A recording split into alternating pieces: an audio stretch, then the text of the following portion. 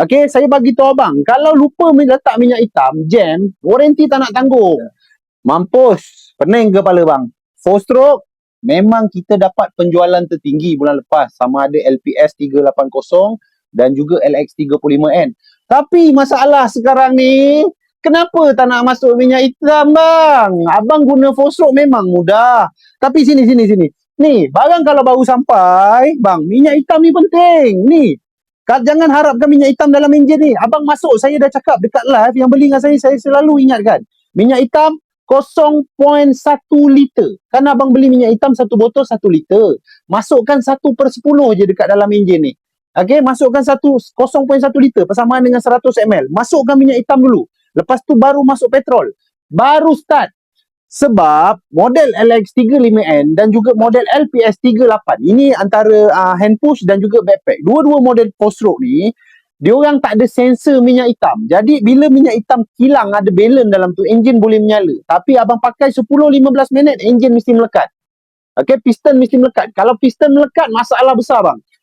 Kalau valve sangkut, saya boleh tolong abang lagi. Tapi kalau piston melekat, itu masalah sangat-sangat besar. Okey, saya bagi tahu abang, kalau lupa letak minyak hitam, jam, warranty tak nak tanggung. Jadi tolong siapa yang beli ataupun yang order 4 stroke, save video ni, tengok video ni sampai habis. Jangan sampai lupa letak minyak hitam bang, demam bang. Jual 10, 5 tak letak minyak hitam bang, pengsan bang, pengsan. Okey, cara nak start, sini sikit. Masukkan minyak hitam 0.1 liter. Okey, lepas tu masukkan petrol dekat sini. Masuk minyak hitam, masuk petrol. Dekat bawah ni, dekat carburetor ni, sini belah sini. Nampak? Dekat carburetor ni, bawah ni ada pump. Ni ada pump. Dah masuk petrol, masuk minyak hitam, pump dulu carburetor ni. Pump dulu petrol dekat sini, lepas tu naikkan cok, tarik. Okey, naikkan cok, tarik. Dia macam tu bang. Janganlah lupa benda-benda ni, paling penting minyak hitam. Jangan harapkan minyak hitam balance dalam kilang tu. Tambah minyak hitam 0.1 liter.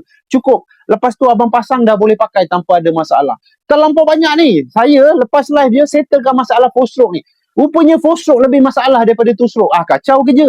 Patutnya 2 stroke yang banyak masalah. Tapi sekarang ni dah terbalik. Yang beli 4 stroke, jangan lupa letak minyak hitam. Itu benda sangat-sangat penting. Okey? Kalau ada benda tak faham, ada benda ragu-ragu sebelum start, Roger saya dulu, DM je saya dulu. Okey, nanti saya bagi abang cara untuk call saya, cara untuk dapat hubungi saya.